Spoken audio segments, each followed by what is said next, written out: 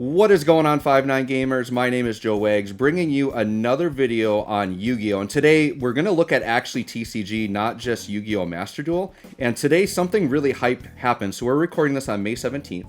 And we actually got a new ban list. And something else that's unusual is it's actually effective today. Like normally they announce a ban list and then it comes out like a few days later or a week later, but I figured I would bring in another Yu-Gi-Oh expert here with me. As you guys know, I play Master Duel, I play in real life, but we also have other people here in 5-9. So I'd like to go ahead and introduce my friend here, Cal Life. Cal, how are you doing today? I'm doing great. Thank you for having me.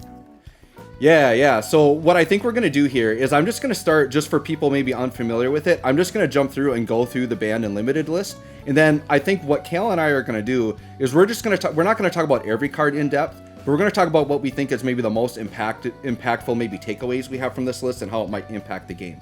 So I'm going to go through really quick here and just talk about new things that happened. So first we have some cards that got banned. So the first one we have is Mecha Phantom Beast Auroradon, Prank Kids Meow Meow Mew, which is a really big part of their deck, Predaplant Verde and Anaconda, which I know that's going to affect a lot of people there. And then going down, I think that's all we have for banned. And then for limited, we have Jet Synchron coming off the ban list, now at 1. We've got Performapal Monkey Board, was banned, coming back to 1. Red Rose Dragon going to 1 from 3. And then we have Yatagaratsu, a blast from the past. I'm going to hit on some of these older cards because I'm more of like an old school player, but Yatagaratsu was a huge surprise. Crystron Halka-Fibrax, that's a really big one. So he went down to 1. And then Shooting Riser Dragon down to 1. Change of Heart, another blast from the past. We'll definitely hit on Change of Heart because that's a crazy one. And then Time Seal. And then we had some cards that got semi-limited. So we have Malicious going from 3 to 2. We have Dynamite Knight, the True Draco Fighter, going from 1 to 2. We've got Cyber Angel Benton going from 1 to 2. Tanky is going from 1 to 2. That's a really big one. Fire Formation Tanky. That's a really big one there. Fusion Destiny going to 2. Nadir Servant going to 2. Potted Desires going to 2. I think that's going to affect a lot of people. Trickstar Light Stage going to 2 from 1. Wall of Revealing Light going from 1 to 2. I know that card can be an issue because it just allows you to manipulate your life points. So there definitely could be some cheese decks trying to use that. And then no longer limited, we have Night Assailant at 3. Trishula at 3, which I think could potentially be a problem. Hero Lives going from 2 to 3, Salmon Great Circle going to 3, and then Scapegoat going to 3. So, Kale, when you're looking at this, list here, what really jumps out to you the most on this ban list? The thing that jumps out to me the most on the ban list is Verte. Verte being forbidden is going to be huge, as it can literally go ahead and just manipulate a deck by putting in Fusion Destiny and getting you off a free DPE. Now, DPE, if you don't know, is a card that can literally go ahead and resurrect itself every turn after destroying one card on the field and destroying itself, which is huge for any deck that is looking just to go ahead and get rid of any card on the field for no reason. Something else that I noticed, which is going to be really bad, is that Prank Kids have been hit. The Moo Moo Mao is going to now be forbidden, and that is the way that Prank Kids are able to go ahead and start up most of their combos, as that can go ahead and lead into basically getting their effect into the graveyard. And then with the Meow Moo, what it does, once you get your Battle Boxer on the field, you can go ahead and banish it for a free Regeki for no reason at all, and you do not have to tribute any of your monsters to go ahead and do that with the Battle Boxer. So when I look at that, I'm wondering what is Prank Kids going to do, because before that, Prank Kids was really lackluster until now. But now we don't know where this can go with the Prank Kids engine. So I'm a little curious. What else do you think could possibly be happening with this forbidden ban list? Yeah, I don't know. So like with the Prank Kids thing, that's kind of a shame because it's kind of like, yeah, they got the piece to make the deck run and now they're kind of losing it. And I feel like Prank Kids wasn't the most toxic deck out there. So I'm actually kind of surprised they just outright banned it there. But they must have felt like it was going to be a problem, right? The things that are really standing out to me on the ban list, just I'm such a veteran player. I've been playing since Pharaoh's Servant was released. And so to me, I saw 2 cards. The third one I wasn't as surprised on, but I saw 2 cards that I thought literally were never going to get unbanned. And that was Yatagaratsu and Change of Heart. And so it's going to be really interesting to see. And just a little side note, like those of you that play Yu-Gi-Oh! In real life and look at cards in real life, like the market just went crazy with some of these cards. So like common Yatagratsus, the day I'm recording this, are like $15.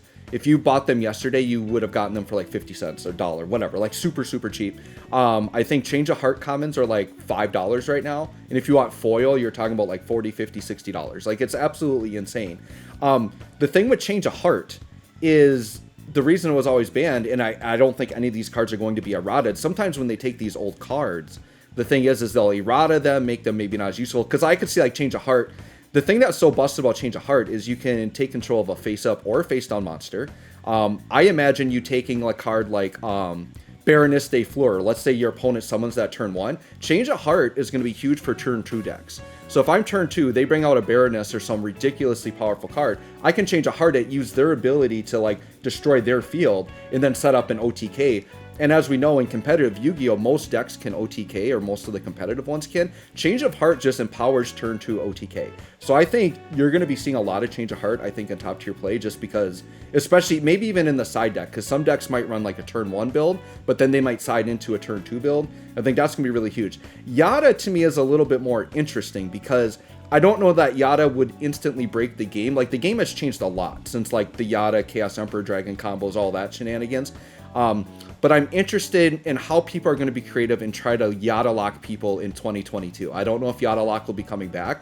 I imagine, and I don't know, are you familiar, Cal, with the Flunderies deck at all? Do you feel like Flunderies could abuse Yada? I felt like they kind of came to mind for me as a deck that could abuse Yada, but I don't know. I feel like they can abuse it, but to be honest, I don't know if it's going to be as bad as you think, because a lot of boards now just end up with so many different negates. You can have like 5 negates on one board. And I just feel like with all those negates, are you going to really be locked into the Yada board? And that's what I'm wondering. And that's why what I thought about with the Change of Heart. The Change of Heart coming off the ban list, I don't really think it's going to change too much. Like, yeah, you can go ahead and get it off, but you can, if you try to Change of Heart a Baronne de Fleur, they do have the ability to go ahead and instantly negate that. And if you do get that to be negated, then they probably have 2 other negates set up as well. Right. So for me, I don't know if it's going to hurt it too much as other things that was coming off the ban list, because Jet Synchron, I'm telling you right now, Jet Synchron is huge to come off the ban list. There's a reason it was banned. If they haven't banned Christon yet, but they took off Jet Synchron, I don't know what they're doing, because in all reality, Christon should have been banned. Mecha Beast Aerododon should not have been banned. The only thing that's causing a lot of issues right now in the TCG has been Christon, because it's 1-card combos. And I feel like that is much more detrimental than Change of Heart be coming off of the Forbidden Ban list. Yep, and I totally get what you're saying, because to me it was just like, being such an old school player, it's kind of just like the shock of them coming back, and they're just cards that were so busted in the day. But that's what I'm really curious to see, because the game state is so different. And like you said, can Yada realistically poke through at 100 attack? He's got attack direct, and it just stops you from drawing a card.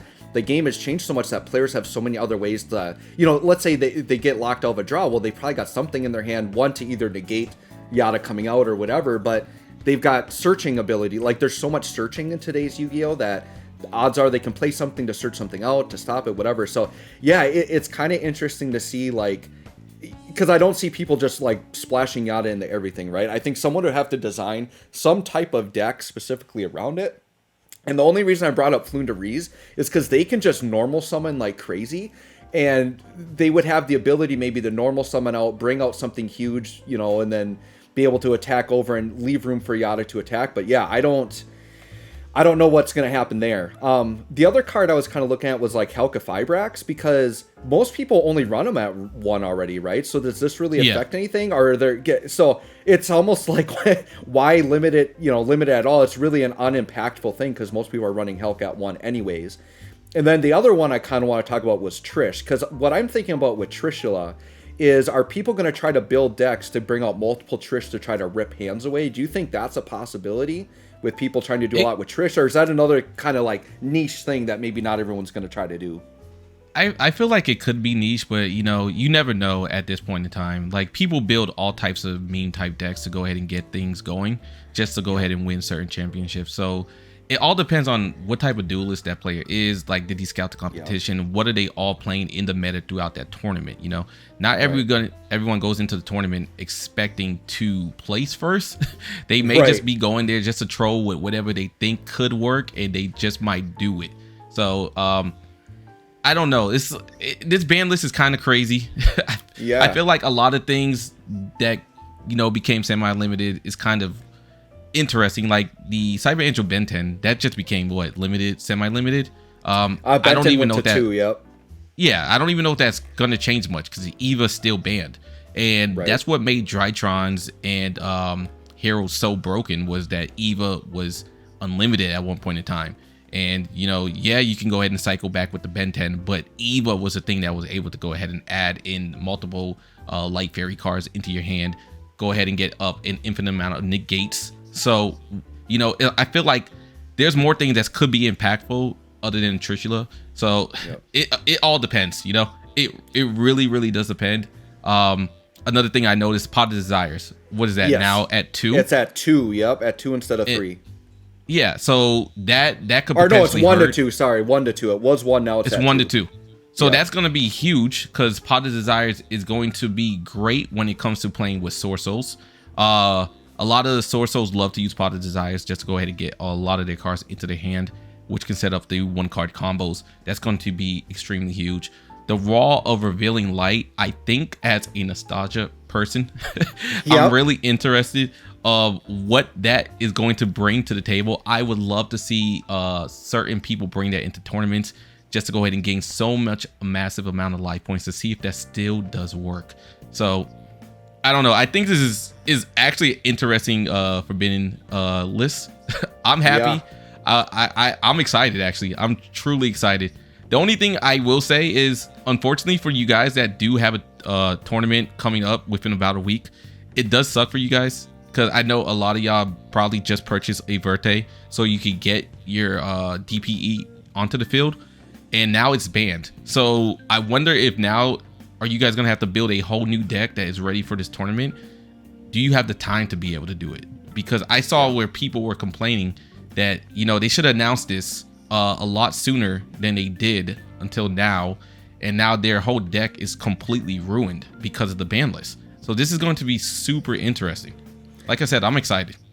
Yeah, I'm truly excited too because I hate when we get the ban list and it's like, oh, 3 unrelevant cards just got banned or limited to 1 or something. Like, I at least, like, whether you like it or not, I like that they're making some big moves here. I do like that. And the thing I forgot to mention that you just reminded me of, but at the beginning I commented that this came out today, May 17th, and it is effective today, May 17th, and that's out of the norm. And like you said, I can see why people are mad because normally they have some time to like prepare. And I think the big thing is there's a YCS coming up, and this is going to change up a lot of people's decks for YCS. And that's why some of these cards like Yada and Change of Heart, one is just people freak out and go crazy. I think if you guys wait a week or two, those prices will settle down because I don't think Yada is actually going to be meta relevant in any way. I think people will find ways to use Change of Heart, but like you said, I think it's going to be not something that's crazy impactful just because there's so many negates on board. But yeah, I totally get why people are maybe upset about that. But I'm with you that I'm very excited to see some significant changes. Normally I look at a ban list, I'm like, all right, that didn't really affect anything. I go on as usual. So at least there's something exciting. Cal, do you have anything further to add before we wrap up here?